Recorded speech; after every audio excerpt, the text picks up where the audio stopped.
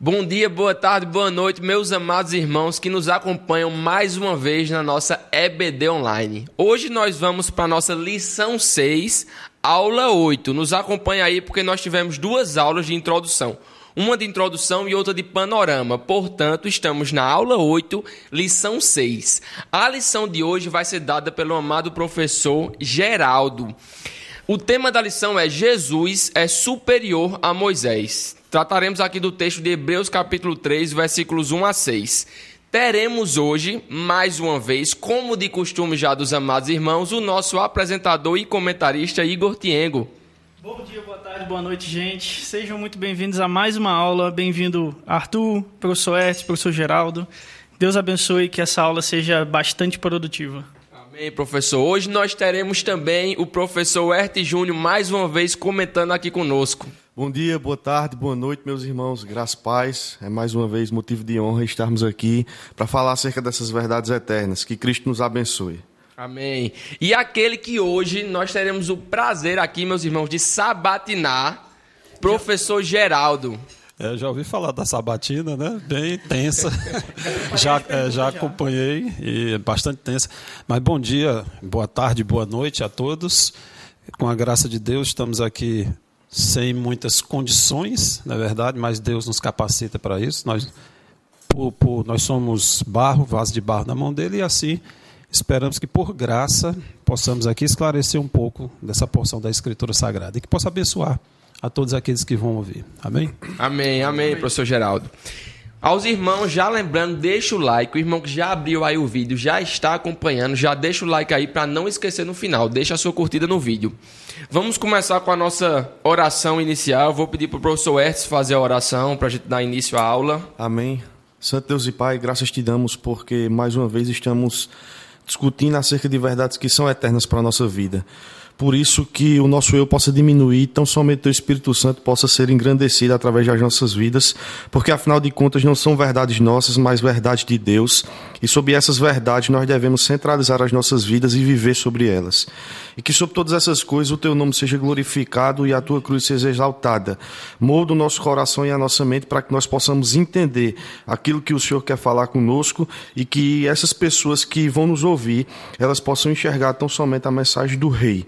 Em nome do Senhor Jesus, amém. Amém. Já pedi para o professor Igor fazer a leitura de Hebreus capítulo 3, versículos 1 a 6. Antes de fazer a leitura, agradecer ao escritório aqui, né? Lira e Aragão, mais uma vez pelo espaço, porque tem sido um espaço não só muito bom em questão de conforto, mas também em questão o ambiente, né? É um ambiente muito agradável, a disponibilidade dos irmãos em cederem esse espaço, sem ônus nenhum, né? Isso é muito bom para o crescimento e a expansão do reino de Deus também. Agradecer ao pessoal da equipe ali, né? João Lucas e Irã, que estão ali com a gente. Então, vamos lá para o texto. Diz assim a palavra de Deus: Por isso, santos irmãos, que participais da vocação celestial, considerai atentamente o apóstolo e sumo sacerdote da nossa confissão, Jesus, o qual é fiel àquele que o constituiu, como também o era Moisés em toda a casa de Deus. Jesus, todavia, tem sido considerado digno de tanto maior glória do que Moisés, quanto maior honra do que a casa tem aquele que a estabeleceu. Pois toda casa é estabelecida por alguém, mas aquele que estabeleceu todas as coisas é Deus. E Moisés era fiel em toda a casa de Deus, como servo, para testemunho das coisas que haviam de ser anunciadas. Cristo, porém, como filho em sua casa, a qual casa somos nós, se guardarmos firme até o fim a ousadia e a exultação da esperança. Professor Geraldo, Cristo é superior a Moisés. Sim. Então, professor, como é que a gente pode começar a abordar esse texto, esse capítulo 3 de Hebreus? Muito bem. Antes da gente entrar direto, né, no texto, respondendo a sua pergunta, né, em que sentido Cristo é superior a Moisés, vamos tentar fazer uma recapitulação, voltar um pouco, contextualizar em que ponto nós estamos. E nós sabemos, estamos estudando a carta aos Hebreus, e o contexto era que aqueles irmãos que estavam sofrendo grandes pressões na época, em parte por uma perseguição que ainda não estava no seu ápice, mas que, por muita pressão da parte de familiares, da parte da própria comunidade em si, de retornar ao judaísmo por uma condição mais cômoda. É interessante notar que a época, então, onde a perseguição ela começava a se desenhar, mas ela ainda não tinha atingido o seu ápice, isso viria a se consumar no reinado de Nero, em que a perseguição iria às vias de fato, chegaria a extremos cruéis, mas aquele cenário não era propício para cristãos, e é interessante que as narrativas que você vê, por exemplo, no livro de Guerras Judaicas, de Flávio Josefo, você nota que nem tanto para os judeus também não era uma situação bastante confortável. Então, uma linha de pensamento é que, de fato, existia uma perseguição que se avizinhava, que se desenhava, que se mostrava no horizonte, mas, em grande parte, isso vinha de pressões da própria comunidade, dos próprios irmãos próximos, de retornar ao judaísmo, de ter um pouco mais de segurança. E essas pressões, então, faziam com que alguns irmãos tendessem a retornar, decair da graça e voltar às práticas judaicas. Então, um judeu que conhece todo esse contexto e conhece todo o pano de fundo judaico, ele, então, escreve essa carta, que para alguns doutrinadores, tudo indica que fosse um sermão que foi lido na comunidade, e nessa carta, então, ele exorta, ele traz a condição de que Cristo é superior em vários aspectos, e é interessante que ele traz isso comparando diretamente com o texto sagrado, que era o que aquela comunidade conhecia muito bem. Então, ele não apela para filosofias, ele não apela para o seu próprio poder de convencimento, mas ele apela, de fato, mostrando que Cristo é superior, em diversas instâncias, a vários aspectos importantes do judaísmo, como o próprio culto, como os sacrifícios, como os profetas, e como figuras de grande importância, figuras expoentes, como no caso de Moisés, como a gente vai ver daqui a pouco. Então, é dentro desse cenário que a carta é produzida, o documento é produzido.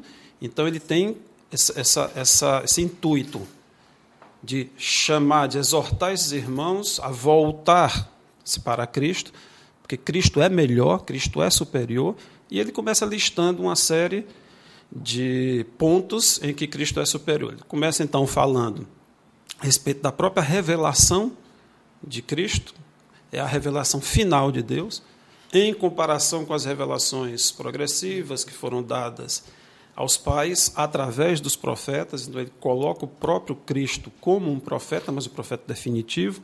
A sua mensagem ela é definitiva. Até ali houve uma progressão, mas até de Cristo para frente não há progressão nenhuma. Cristo, como o próprio autor diz, ele é o expoente máximo da criação.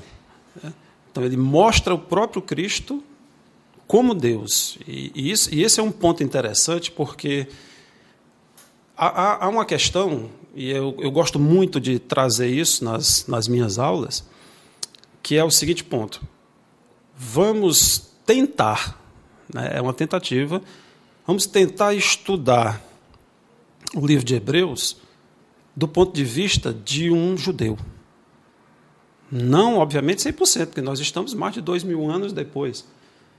Tem aplicações para nossas vidas? Óbvio que tem. A palavra de Deus ela é a mesma ontem, hoje e será para sempre. A gente traz aplicações, traz qual a utilidade que essa palavra tem para nossas vidas hoje em dia, sim.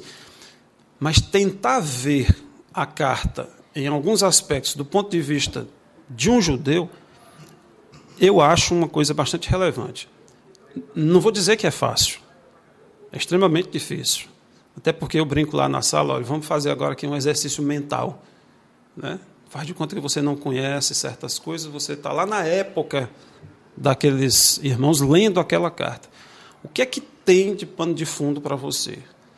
Porque muitas vezes é cômodo a gente, por exemplo, vai tratar de Cristo, como o autor vai comparar Cristo a Deus, vai colocá-lo em pé de igualdade, e com o nosso conhecimento, com tudo aquilo que a gente adquiriu nesses 2000 anos, a gente poderia pensar assim, tudo bem, a gente diz que Cristo é superior porque Deus é onipotente, onipresente, onisciente, mas isso é uma construção que naquela época não existia. Uma construção que foi o conhecimento grego que trouxe isso à tona.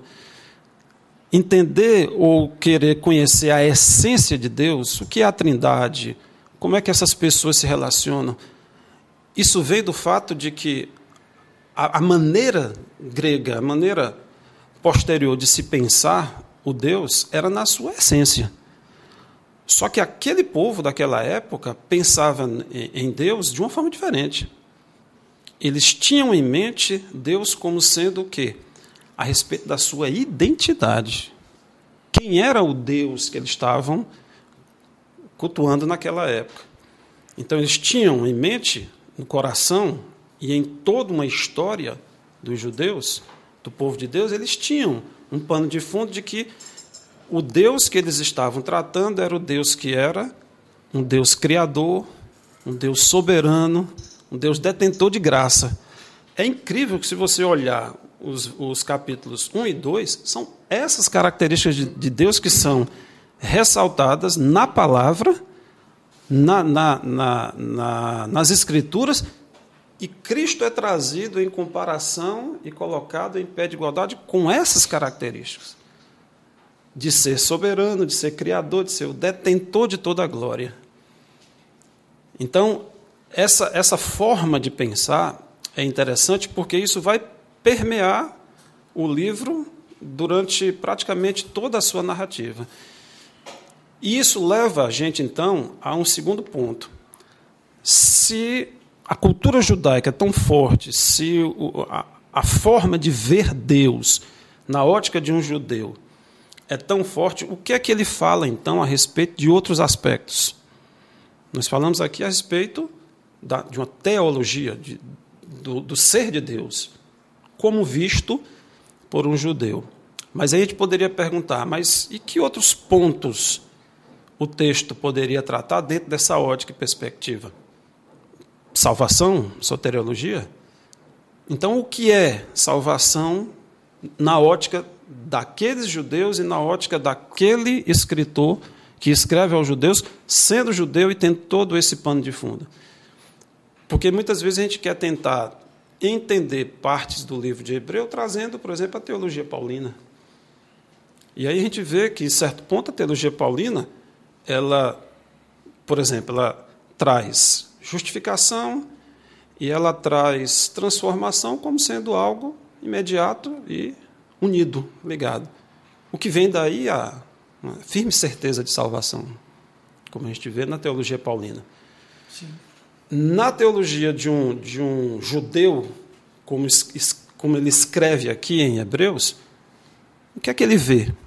Aí ele vê os feitos do povo de Deus no Egito, todo o caminhar, toda a dificuldade, toda a queda daquele povo no Egito, mirando uma salvação futura, mirando uma bênção escatológica. Só não podemos ser liberais aqui, né? A ponto de pensar que são duas interpretações diferentes, quando, na verdade, a gente vê que está tratando da mesma coisa, mas de duas óticas, duas perspectivas. Não estão tratando de duas doutrinas distintas. É a mesma coisa que acontece, por exemplo, nas cartas paulinas e em Tiago, né? Muita gente diz, Tiago e Paulo, eles se contradizem, mas não, são só perspectivas diferentes da mesma doutrina, né? Então eu digo isso porque, dentro desse preâmbulo, porque vai ter esse ponto no capítulo 3. O verso 6, ele trata exatamente disso, é onde entram as exortações. Qual é a visão que aquele judeu, escrevendo para judeus, tem? Fique firme, não abandone a Cristo, há recompensa, vamos perseverar, chegamos até o final. Era o descanso esperado pela nação de Israel. Só que lá era um descanso físico, nós temos um descanso aqui escatológico, um descanso eterno em Cristo. E essas coisas irão se consumar. E ele vai gradativamente, como fez no capítulo 2, ele já começa com as exortações, ele vai fazer mais exortação agora no final do capítulo 3, no verso 6, meados do capítulo 3 aqui, dessa lição do verso 6, onde ele vai dizer mais uma vez, olha, permaneçam firmes, se é que estão firmes, continuem firmes, para que vocês tenham a bênção futura. E na sequência do capítulo, que eu acho que é o que vai ser tratado na próxima lição, ele vai fazer exatamente essa exortação a respeito contra a dureza do coração. Sim. E vai ter todo um contexto, creio que magistralmente colocado por Hertz a respeito dessa exortação, né? Então, exortação, doutrina, pano de fundo judaico, viu como ele tenta, né? Uhum. Igor, a gente tenta, nas aulas, trazer isso, ser o mais próximo, assim, dizer assim, o que é que o texto quer dizer. Porque é muito, vamos dizer assim, tentador a gente querer, vamos juntar nossas doutrinas que nós conhecemos hoje e vamos ver como é que ela se encaixa ali, como se fosse uma forma sistemática. Sim. Na forma sistemática, escolhe um tema.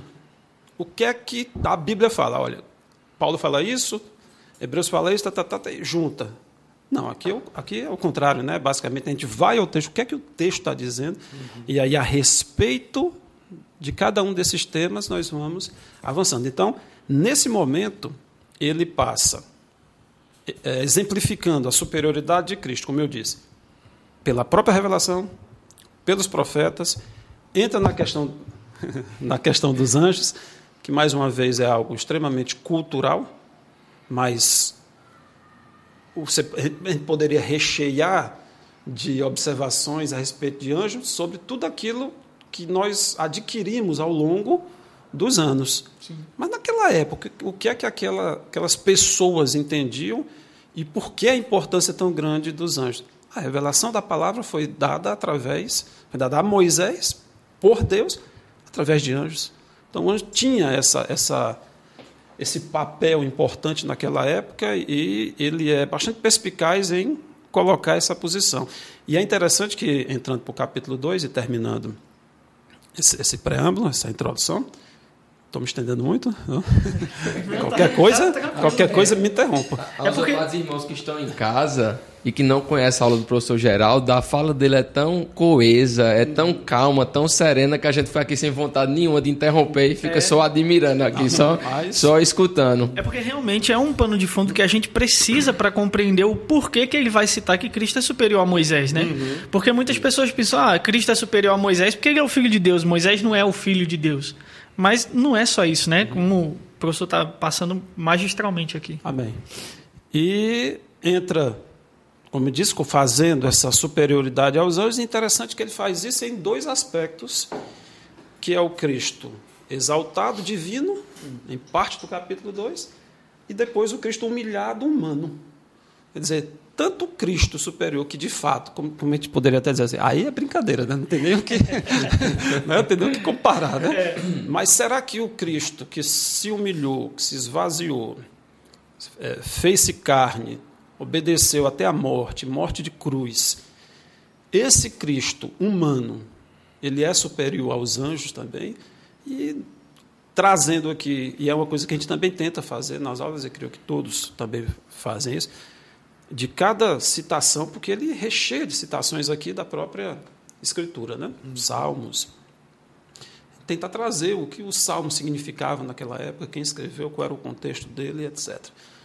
Então, nesse salmo de Davi, ele mostra que, de fato, Cristo é superior aos anjos, o Cristo encarnado, que se encarna para, em parte, restaurar a dignidade humana perdida na queda, lá no Éden, mas ele dá uma sequência de motivos para essa encarnação, ainda no capítulo 2, e um deles interessantíssimo, que tem a ver diretamente com o que vai ser tratado agora no capítulo 3, é que ele se encarna para ser o nosso representante, ter o direito de ser o nosso representante, ser o sumo sacerdote, como Paulo escreve na sua carta ao amado Timóteo, né, que não há nenhum outro mediador entre Deus e os homens, a não ser Jesus Cristo, homem.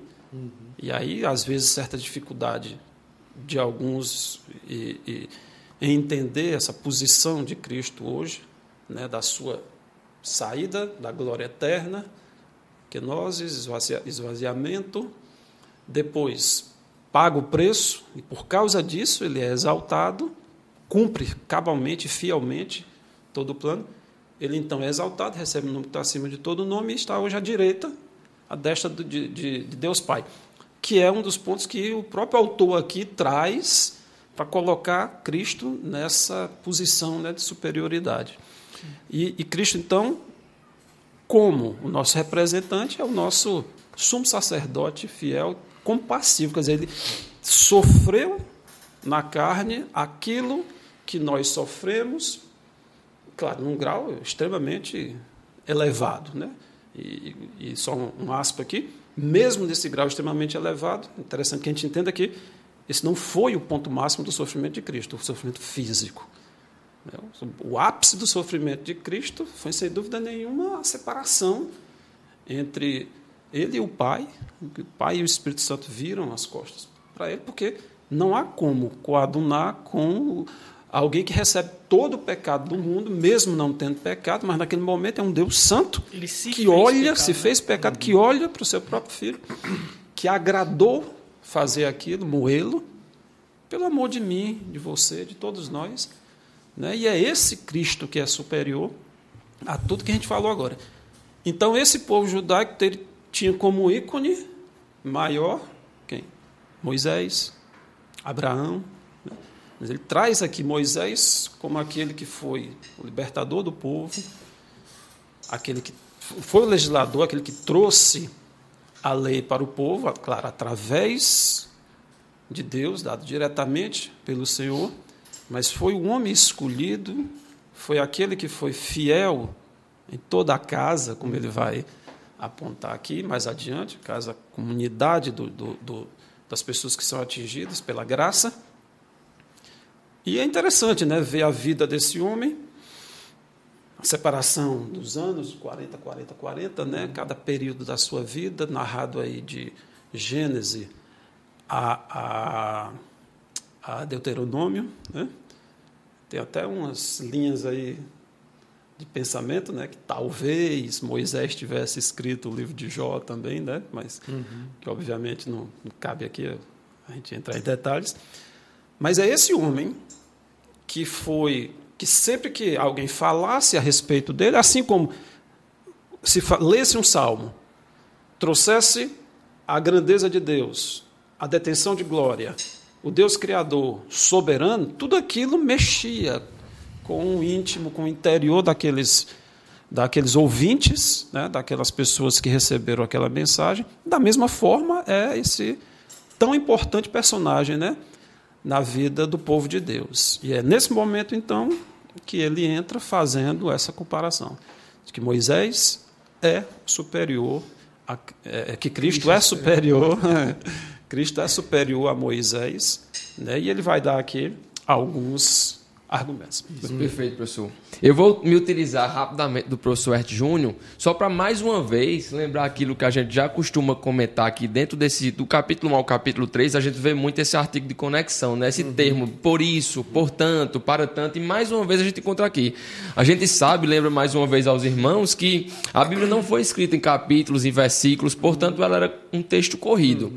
Então, ao professor Ert Júnior, esse artigo do por isso, ele vinha trazendo toda uma explanação anteriormente, e agora ele vai dizer, portanto, por isso, ou seja, ele vai amarrar uma conclusão, ele vai dar agora uma exortação diante do que ele já tinha trazido anteriormente. Então, antes do professor Geraldo adentrar com as lições do texto, professor Ert Júnior, o que é que ele quer dizer com por isso? O que é que ele vinha tratando e qual é a conclusão dele agora? É interessante que no capítulo 2... que seria objeto do nosso estudo 5, ele vem falando sobre as nuances do sacrifício de Cristo, né? Ele detalha, durante todo o capítulo 2, aquilo que Cristo realizou na cruz e que, de certa forma, deve ser aplicado às nossas vidas, primeiro em níveis de salvação, certo? Níveis de satisfação da justiça de Deus, e, portanto, nos inserir agora na grande família celestial. E o versículo 1 do capítulo 3 estaria diretamente ligado com aquilo que o autor ele trabalha no capítulo 2, versículo 17. Por quê? Porque se no sacrifício de Cristo a justiça de Deus está satisfeita, se no sacrifício de Cristo a graça e a misericórdia nos alcança, por causa do sacrifício de Cristo nós somos inseridos agora nessa grande família celestial. E o versículo 1 do capítulo 3 inicia trazendo justamente esse argumento. Os dois últimos versículos do capítulo 2, o autor apresenta isso. Ele diz, por causa de Cristo, vocês agora pertencem à grande família do rei, à grande família do reino. E no por isso do capítulo 1, ele complementa justamente essa argumentação, o que nos leva a entender por A mais B, e é dessa forma particularmente que me posiciono, que os irmãos que receberam esse documento que estava sendo escrito pelo autor aos Hebreus se tratavam de judeus que haviam sido alcançados pela graça de Deus. É por isso que, de forma clara, direta e objetiva, o autor ele sempre trata essas pessoas como sendo consideradas irmãos daquilo que no versículo 1 ele vai chamá-los de irmãos que fazem parte da vocação celestial. Não tem como alguém ser considerado em níveis de reino um irmão que faz parte da vocação celestial se esse indivíduo não tiver sido alcançado pela graça e pela misericórdia que foi nos imputada lá na cruz, por meio da justiça de Cristo. Então, por isso, do versículo 1 do capítulo 3, está diretamente ligado a tudo aquilo que o autor trabalhou no capítulo 2, de que a justiça de Deus foi satisfeita em Cristo, de que nós somos salvos em Cristo e que em Cristo nós pertencemos agora a uma família celestial. Com base nisso, ele vai começar a discorrer o porquê Jesus Cristo é considerado maior do que Moisés, não apenas em níveis teológicos, mas como isso deve se tornar prático em nossas vidas. Amém. Perfeito. É interessante que após o por isso, vou deixar aí para os irmãos, o autor vai dizer santos irmãos. O que é que ele quis dizer com isso? Nós somos de fato santos, ele quer dizer que nós não temos pecado, ele quer dizer que nós não teremos pecado, ele quer dizer que nós somos separados. O que é que o autor quer dizer com santos? Exatamente, o separado, né? A vocação que Hertz falou, o chamamento, que vem através de ouvir e ouvir a palavra de Deus. Então, o sacrifício de Cristo, como Hertz bem falou, ele foi suficiente para a salvação de muitos, foi o único definitivo, e agora aqueles irmãos, aquelas pessoas inicialmente poderiam ser enxertadas nessa família, serem chamados de irmãos, e foram separados. Então, a vocação, o chamamento para uma separação, para uma vida separada, não uma vida sem pecado. O pecado passa a ser não mais uma regra, mas um acidente de percurso. E o selo do Espírito Santo, que já garante a salvação futura, né? E aí você entra na polêmica da salvação futura, né? O já, mas ainda não, né? Então, garante que estamos separados, sim. E é Ele que é o autor e o consumador da nossa fé, nos dá condições para que agora sim, juntamente com nós mesmos, através do nosso progredir de fé em fé, nós possamos traçar essa vida cristã aqui na Terra, né? Mas isso não seria feito em hipótese nenhuma de uma forma em que eu tivesse algum mérito para chegar a essa posição, ou que eu tivesse pago algum preço para isso, ou algum sacrifício que eu realizasse, e eles realizavam, e aí vamos imergir novamente na cultura e no conhecimento das leis na época, das leis judaicas, de que voltemos, porque é mais fácil, é mais cômodo prestar um sacrifício do que me submeter a essa separação de forma cabal, né? Vamos botar assim na mente de não, isso dá muito trabalho, né? Eu preciso seguir isso, quando na verdade você aquela velha máxima, você é escravo em qualquer condição. Ou você é escravo do pecado, ou você é escravo de Cristo. Porém, se você for escravo de Cristo, o seja com prazer, entendendo tamanha salvação que lhe alcançou. Então, você tem o prazer de ser escravo de Cristo, de seguir a Cristo, saber que foi comprado por Ele, foi remido, foi comprado por Ele. A redenção, o preço foi pago, o preço de sangue, e essas pessoas foram incluídas nessa família, foram separados. Vai pecar? Eventualmente, sim. Como o autor costuma dizer, a batalha, né? Os campos de batalha. Diariamente, entramos no campo do inimigo, somos chamados ao campo do inimigo, nos damos conta, não por nós mesmos, mas através do próprio Espírito de Deus, que é o autor e consumador da nossa fé. Então, o Espírito Santo nos alerta, retornamos ao nosso campo, o campo onde nós devemos estar combatendo constantemente o bom combate, e fazemos isso quantas vezes no dia? 1? 2? Né?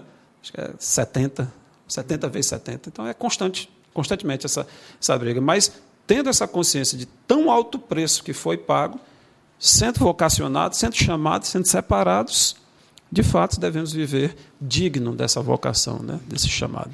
É interessante aqui que o autor ele está comparando Jesus a Moisés, está mostrando que Jesus ele é superior a Moisés, e ele já traz um primeiro aspecto que ele bota um pouco oculto aqui no texto.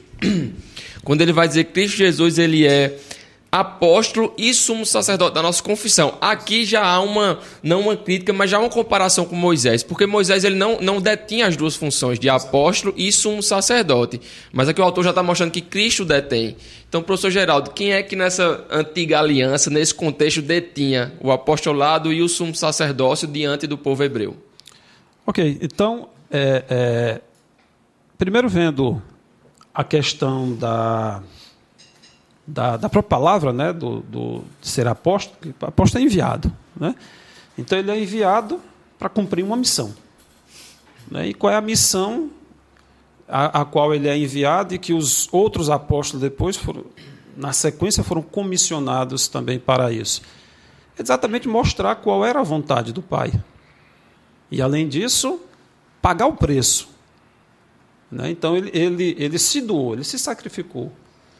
Então, ele traz uma mensagem, ele é um enviado de Deus, diretamente, ele traz essa mensagem de salvação, revela a vontade do Pai, e, por outro lado, ele também paga o preço, para que nós fôssemos enxertados dentro dessa família, dentro desse chamamento. E o segundo aspecto, que é exatamente o de sumo sacerdote, mostrando exatamente essa questão do sacrifício que o próprio Cristo fez. Ele é o sacerdote, mas ele também é o sacrifício. Então, só ele já é superior a Moisés, sem dúvida nenhuma, né? Então, ele é o sumo sacerdote da nossa confissão. Mas o que é que nós confessamos? Que Jesus Cristo é o Senhor e que ele morreu para pagar os nossos pecados. Então, esse é o centro da nossa confissão. E ele é apóstolo, ele é enviado para mostrar a vontade do Pai e para pagar o preço pela nossa redenção. Então, ele é o apóstolo nesse sentido. E no sentido de ser o sacerdote, o sumo sacerdote, então ele veio exatamente para substituir os sacrifícios que constantemente eram feitos, diariamente e anualmente uma expiação era realizada, em que aquele homem pagava o preço por ele mesmo, pela sua vida, o sacrifício pela sua vida, pela vida do povo. Então, Cristo vem para unir esses dois papéis, tanto de apóstolo quanto o de sumo sacerdote. Esses papéis que estavam divididos, né, entre Arão e Moisés. Moisés como o profeta. Perdão, porque eu esqueci. A gente começa a falar e esqueci. De fato.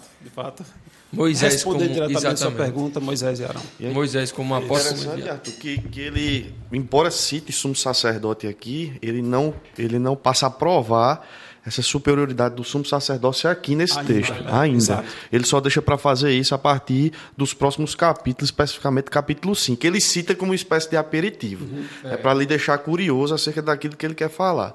mas a sua prova cabal é de que Cristo seria superior a Moisés. Moisés no Antigo Testamento enquanto primeiro profeta e Cristo no Novo Testamento sendo espécie de correspondente para o profeta enquanto o apóstolo, enquanto aquele que seria enviado. Tem dois textos que eu acho fundamentais para a gente entender essa questão, que é no capítulo 6, versículo 18 e 19, que ele fala: portanto, por um lado, se revoga a anterior ordenança. Aqui no contexto, para os irmãos entenderem, ele está falando sobre a ordem de Melquisedeque.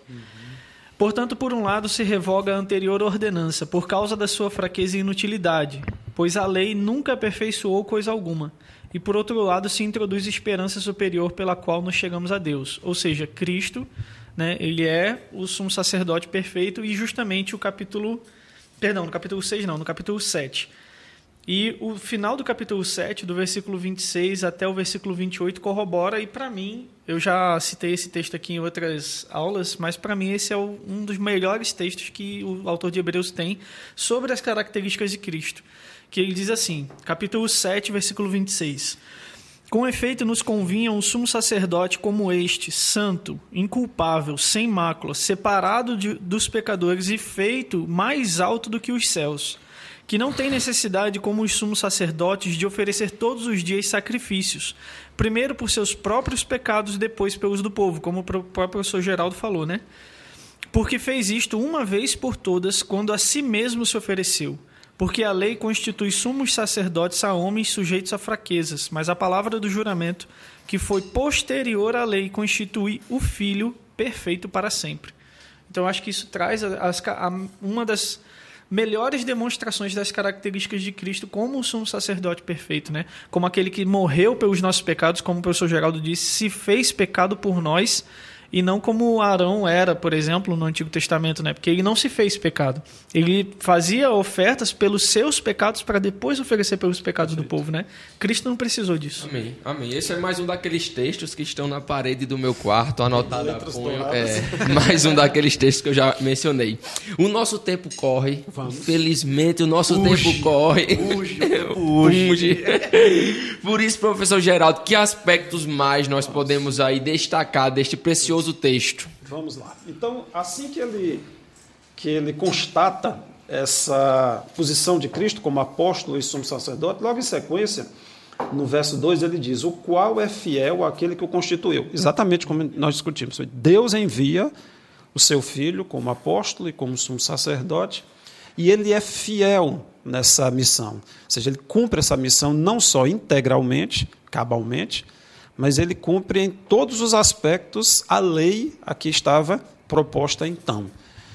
Para que ele tivesse o direito de nos comprar com seu próprio sangue, ele teria que cumprir a lei, o que nós jamais teríamos condições de fazer. Então, ao fazer isso, ele diz que Moisés foi fiel, foi obediente. E aí um reflexo bem interessante, né, nessa encarnação de Cristo, a obediência tanto ativa quanto passiva. A obediência ativa no sentido de que ele cumpre os mandamentos, de que ele cumpre toda a lei e ele cumpre toda a ordenança que o Pai passou a ele para que fosse cumprido aqui na terra, para que o plano fosse levado a cabo. E segunda face, por outro lado, também de forma passiva, ele se deixa imolar, ele carrega a sua própria cruz. Como o Igor disse, ele é o sumo sacerdote, mas ele também é o sacrifício, né? Então, é uma superioridade sem dúvida nenhuma. E ele diz então o seguinte, aí chegamos, Moisés também era fiel na casa de Deus. E aí ele recorre, aqui indiretamente, depois um pouco mais diretamente à frente, né, ao texto de Números 12, verso 7, né, em que é um contexto bem interessante, em que a autoridade de Moisés é posta à prova por Miriam e por Arão, né, e eles dizem, se Deus fala com você, por que não fala conosco? É como se Deus dissesse assim, vem cá, vocês três, cheguem aqui. Né? Eu falo com ele diretamente, boca a boca, porque ele é fiel na minha casa. Né? Então, a casa não é o templo ou o tabernáculo na época. A casa era o povo de Deus. Então, ele mostra Arão como sendo fiel, mas só vai até aí. Né? Ou seja, a exaltação que o autor traz de Moisés vai até aí. Aí ele mostra Cristo superior numa analogia interessantíssima. Ele diz, ok, Arão é fiel na casa. Só que maior honra tem aquele que construiu a casa. Moisés era um servo. Moisés servia na casa de Deus. Mas maior honra tem aquele que constitui a casa. Ou seja, aquele que constitui o povo de Deus. Aquele que cria a própria e estabelece a própria igreja de Deus. Não a igreja física, com os tempos como nós conhecemos hoje. Então, ele já coloca, então, a superioridade de Moisés, evidente, mas, como o Hertz diz, eu compartilho também dessa ideia, bastante progressivo, né? Não a revelação, não tem revelação progressiva, não. Eu digo essa superioridade de Cristo sobre Moisés, ele coloca de forma bem interessante, né? E à frente, de fato, ele vai levar isso à potência extrema. E aí, como eu disse nos versos 4, né? Pois ele diz que toda casa é estabelecida por alguém. Mas aquele que estabeleceu todas as coisas é Deus. Quer dizer, Moisés era fiel no meio do povo. Jesus é fiel e superior. Por quê? Porque a casa é do próprio Jesus. Ele estabeleceu tudo. Aí diz, não, mas quem estabeleceu foi Deus o Pai. Qual a construção que ele vem fazendo desde o capítulo 1? Jesus é Deus. Ele não fala diretamente como a tese central do livro de João, de que Jesus é Deus. Inclusive, ele diz explicitamente no final do livro, o meu objetivo de escrever é esse, dizer que Jesus é Deus. Mas, como você diz, para o bom entendedor, meia palavra basta. Então, para o bom hebreu, meia escritura basta. O que ele vinha fazendo, comparando Jesus nas escrituras, é mostrar que Jesus era Deus. Então, ele estabelece a casa. Então, ele é superior em toda a casa. Moisés era fiel em toda a casa de Deus como servo, para testemunho das coisas que haviam de ser anunciadas. E o que é que haveria de ser anunciado? Testemunho do próprio Cristo. Quer dizer, Moisés fazia parte da casa, era fiel e anunciava o dono da casa, o dono e criador da casa. Era a mensagem que ele trazia e iria culminar na pessoa de Cristo, onde a revelação encerraria a sua progressão. Professor Geraldo, queria gastar mais alguns minutos aqui na palavra servo, na ideia de que Moisés ele era servo. Eu estava dando uma lida e estava vendo que esse termo servo aqui que o autor usa no grego, ele não dizia respeito àquele servo que ele é obrigado a estar naquela posição. Isso é, aquele escravo que foi conquistado e agora ele é obrigado a estar sob o domínio do seu senhor. Mas o termo aqui se refere àquele servo que o é por vontade própria, que o é por disposição do seu coração, porque observa o seu senhorio e decide estar abaixo dele. Queria saber o que é que o professor Hertz pensa sobre essa ideia. Eu concordo veementemente com essa ideia, Arthur. O termo no grego aqui não seria doulos, que seria o termo referente a escravo, dentro de uma linguagem mais direta, certo? Mas seria aquele que foi comissionado com uma responsabilidade de servir a alguém que possui uma hierarquia maior, no caso seria o próprio Jesus Cristo. E aí, tomando como gancho aquilo que o irmão Geraldo falou acerca dessa analogia, dessa figura de linguagem utilizada pelo autor, de fato é isso que nós enxergamos. Nós estamos falando acerca daquele que arquitetou e construiu a casa que hoje, assim como Moisés, eu e você também somos servos. E Moisés seria apenas um representante daquilo que haveria de vir mais à frente, que seria o reconhecimento diante de todos que nós estamos em face daquele que é o construtor real da casa. Que é justamente essa ideia aqui que ele quer trazer. Deus como uma espécie de arquiteto e Cristo como uma espécie de construtor. E aí, nessa analogia, quando você olha para a casa e você enxerga a beleza do que é, por exemplo, a construção de um imóvel, você não atribui necessariamente aquela beleza toda ao imóvel construído. Mas você atribui aquela beleza à mente que pensou aquilo que foi construído. E essa é a ideia aqui. Embora a casa já esteja construída, embora a casa seja bela, existe uma mente superior que foi capaz de arquitetar absolutamente tudo aquilo, que é a figura do Pai, a figura do Filho e a figura do Espírito Santo. Moisés, então, seria agora, por dever de consciência e não por dever de obrigação, aquele que haveria de ter a responsabilidade de organizar toda a casa, preparando ela para receber o seu construtor futuramente. Então, Moisés ela apontava para aquele que haveria de vir, que diante de todos reconheceríamos que ele foi quem construiu aquela casa que hoje eu e você podemos habitar. E isso é interessante. Pegando dois versículos que são de extrema importância aqui, é o versículo 1 e o versículo 2, porque o autor ele trabalha de forma direta um verbo, um tempo verbal que ainda continua existindo. Ele afirma categoricamente que aquele que construiu a casa é objeto da nossa confissão. E de Gênesis a Apocalipse nós vamos destinar, os autores e posteriormente aqueles que são alcançados vão destinar a sua confissão em um só, que é Cristo Jesus. O termo no grego seria o termo homologia, né? Homologia seria o termo de confessar a fé em algo específico, em alguém específico.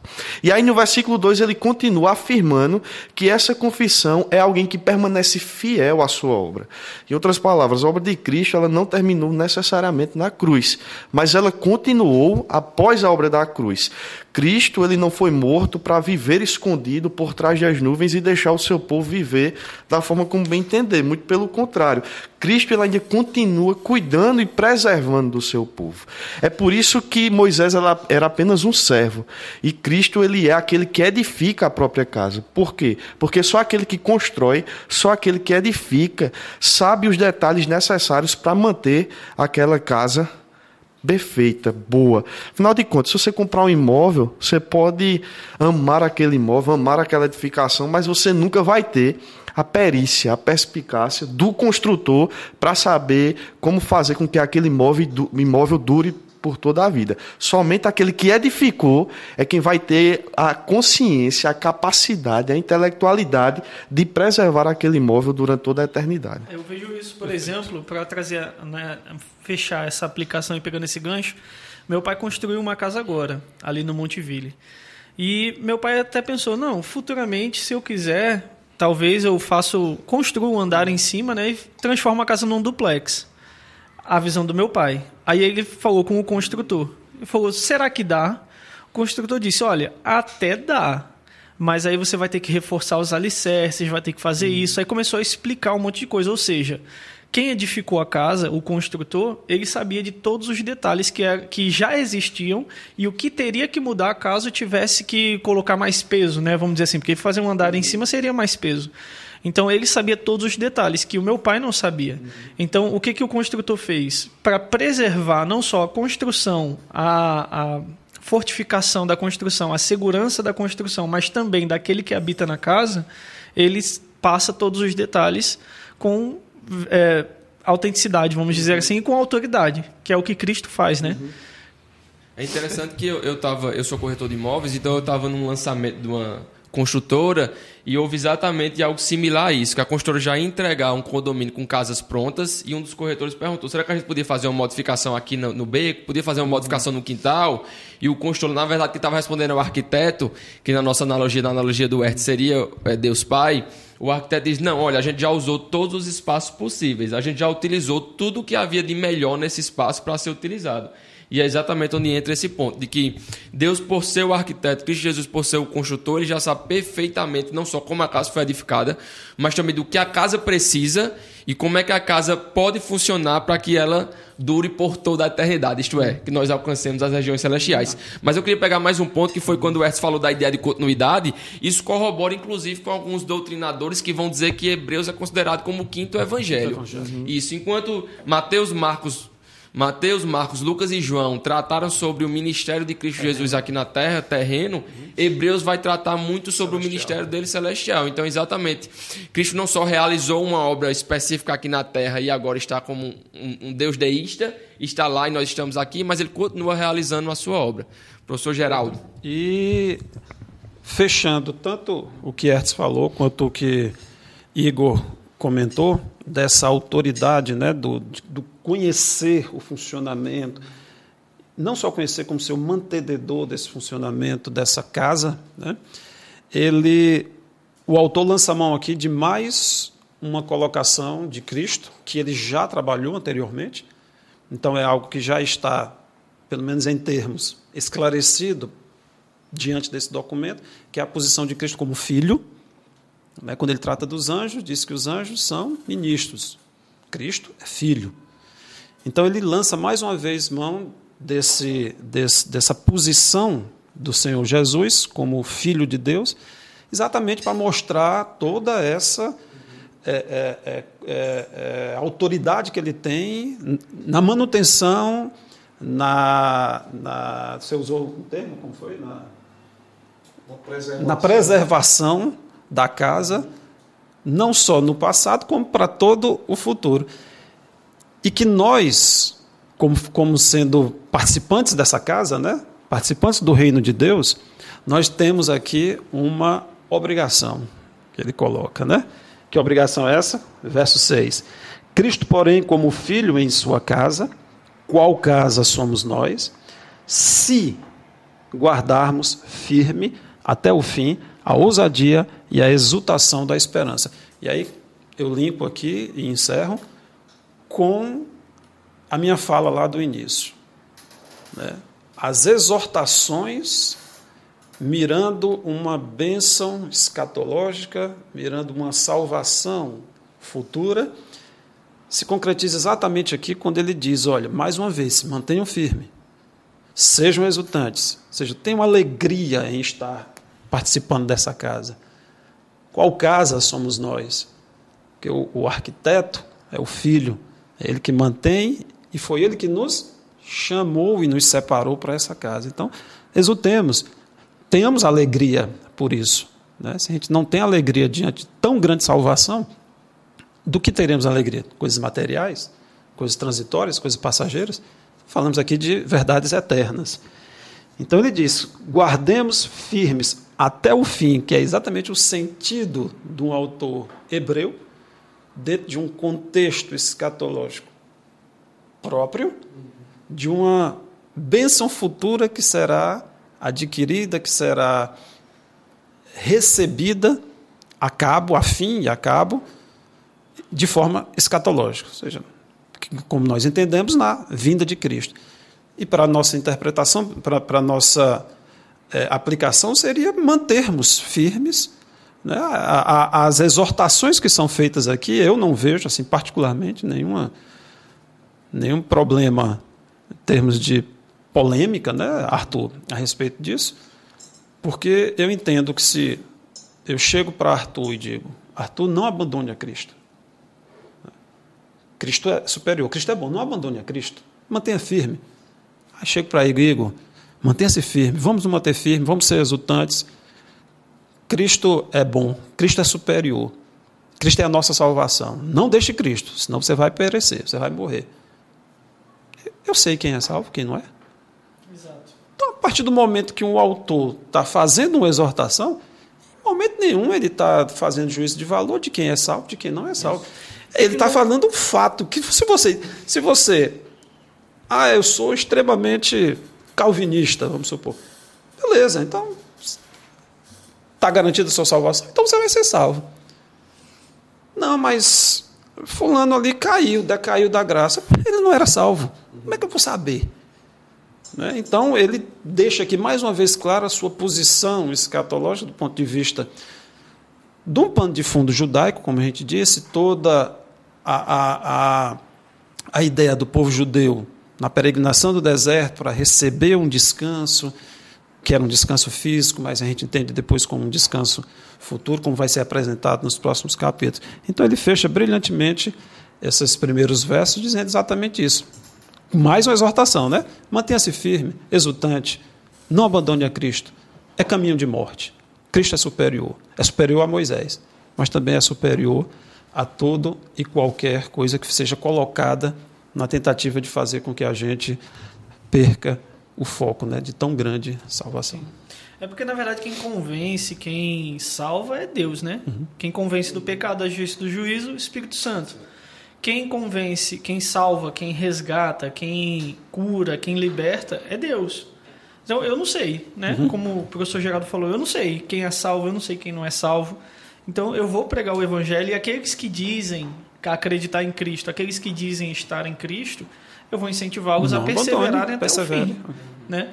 Eu não sei se ele é salvo ou se ele não é. Quem sabe é Deus. Mas se ele diz que faz parte da família de Cristo, cabe a mim incentivá-lo a continuar, né? Então, inclusive, na sequência, só dando spoiler, né? Na sequência do texto, quando o Ernesto estiver comentando, com certeza ele vai falar isso a respeito da exortação mútua, né? Que aparece aqui na sequência, para que os irmãos permaneçam firmes. Vai ter uma exortação mútua entre eles, né? Amém, professor, amém. Nosso tempo está chegado, próximo ao fim. Eu vou usar esses minutos finais para que cada professor traga a sua conclusão, traga a sua... Mas nós perseveramos até o fim. Perseveramos. E perseveraremos. Então, eu vou aproveitar esse momento para cada professor amarrar. Eu vou deixar o professor Geraldo por último, já que é o autor da lição. Vou começar com o professor Herto Júnior. Certinho.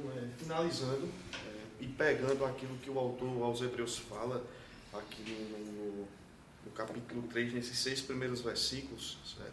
Além de comprovar, isso aí já está claro, que Cristo ele é superior a Moisés, eu finalizo com o versículo 6 que ele coloca aqui na parte B, né?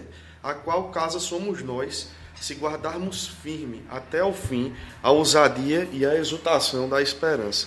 Entendendo que Cristo ele seria aquele que ainda preserva o seu povo, intercede por nós, nós precisamos permanecer firmes nessa esperança até o dia que Cristo voltar, e essa é justamente a exortação aqui. É interessante que o autor aos Hebreus, ele mistura a exortação e a advertência. Ele consegue fazer isso de forma brilhante. E aí ele finaliza com essa exortação, né? A advertência vem depois, mas a exortação é justamente essa daqui, que olhando para Cristo, aquele que ainda intercede por nós, assim como Moisés fez, nós precisamos servir a casa de Deus enquanto pessoas alcançadas pela graça, na esperança de que Cristo ele vai voltar. Amém. Professor Igor? Eu acho que eu vou doar o meu tempo para o professor Geraldo, porque eu acredito que na próxima lição, né, a gente vai ver mais sobre essa questão da perseverança, mas o que mais me chama a atenção nessa lição em si, nesse texto, é a questão do ofício de Cristo, né? Porque muitas vezes a gente... É até uma coisa que eu compartilhei no meu Instagram esses dias. A gente diz, quem é Cristo para você? É meu Salvador, é meu Senhor e tal. Aqueles clichês que são verdades, mas são clichês, mas a gente esquece que Jesus ele é um apóstolo também, ele é um sumo sacerdote, ele é o nosso resgatador, ele é muito mais do que aquilo que a gente consegue, com a nossa mente limitada, imaginar. Ele é superior a tudo. Então, se a gente for parar para pensar de fato nos ofícios de Cristo, a gente só tem como resumir que Cristo é superior a tudo. Beleza, mas o que é esse tudo? É justamente isso que o autor vai fazer daqui para frente, né? Já começou falando dos anjos, agora fala de Moisés, daqui a pouco ele vai falar de Melquisedeque, ele vai começar a fazer várias comparações para provar que Cristo é superior. E eu acho isso fantástico, a forma como o autor aborda isso no livro de Hebreus, né? Que não é um livro, mas enfim, para a gente é. Amém. Professor Geraldo. Amém, meu irmão. É interessante que eu gosto muito de voltar àquele ponto que eu disse anteriormente, da imersão na época, né?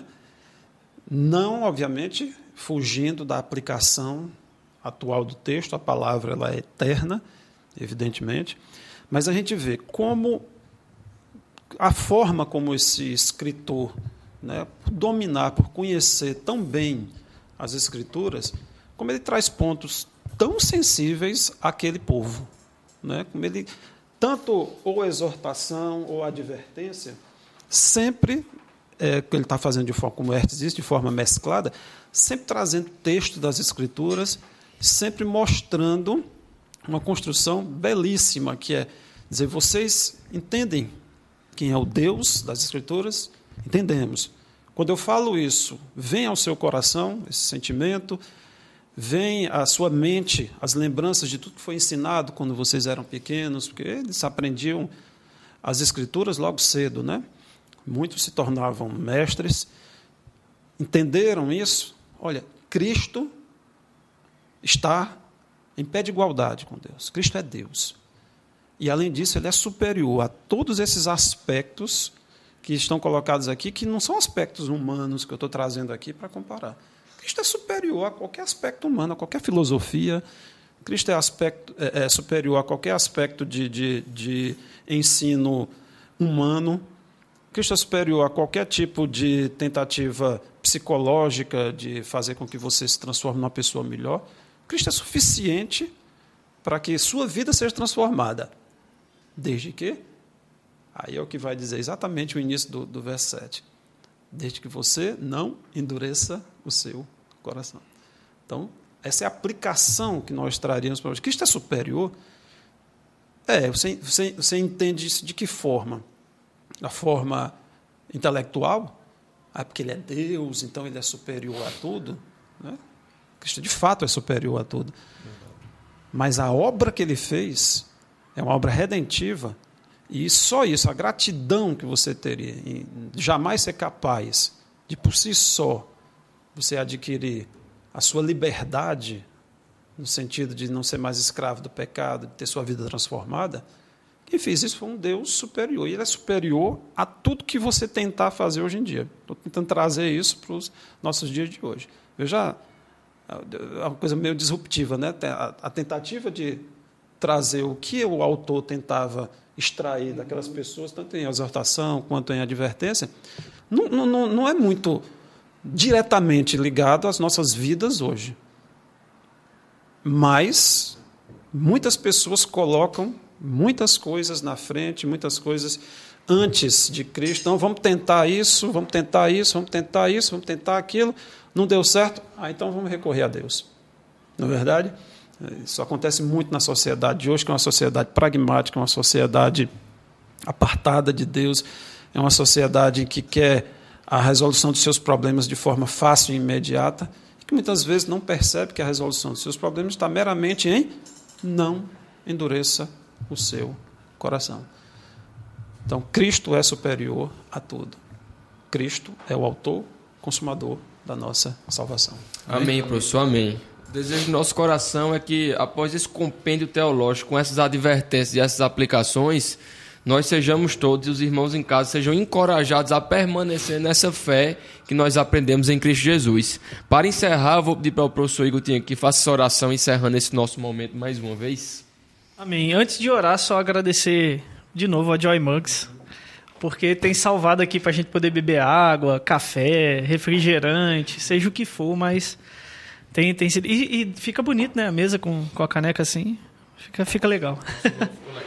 Mas agradecer ao pessoal que tem colaborado com a gente, né? Não só a questão o empréstimo, né, do escritório, os presentes que a gente tem recebido, o pessoal da equipe, o pessoal da equipe técnica que tem ajudado muito a gente, aos pastores também. Com certeza. João Lucas está arrasando, João Lucas. Quando a gente vê o produto final, né, a gente vê a edição do vídeo, vê a edição do áudio, é fantástico. E agradecer aos pastores também, né, por acreditar nesse trabalho, por acreditar nesse formato. Porque tem muita gente que diz, mas isso não dá certo, esse formato é muito irreverente, informal, vamos dizer assim, informal. Mas agradecer, de fato, a todos que têm acreditado, não só no formato, mas também na nossa EBD. Né? Então, vamos orar. Senhor Jesus, muito obrigado por mais uma aula, por mais um dia em que estamos aqui para louvar, engrandecer e exaltar ao Teu santo nome, Deus. Obrigado por mais um pouco da porção da Tua palavra, hoje ministrada pelo professor Geraldo, e que nós podemos aqui conversar e nos aproveitar de cada uma dessas palavras que contém nesse livro que o Senhor deixou para que nós pudéssemos segui-lo, Pai. Muito obrigado pela Tua graça, pela Tua misericórdia, pelo Teu amor sobre as nossas vidas, pelo Teu Santo Espírito que tem nos guiado todos os dias, Pai. Nós te louvamos e agradecemos por tudo. E queremos que o Senhor também, nós pedimos também que o Senhor abençoe a todos aqueles que estão acompanhando de casa, a todos aqueles que nos acompanham em todas as aulas, em todos esses vídeos, Pai. Por isso nós te louvamos e agradecemos. Amém. Amém. Não esqueçam, irmãos, de deixar o like, comentário, compartilhar, mandar para os seus amigos, todas as pessoas que você conhece. Que Deus seja louvado, meus irmãos. Mais uma aula encerrada.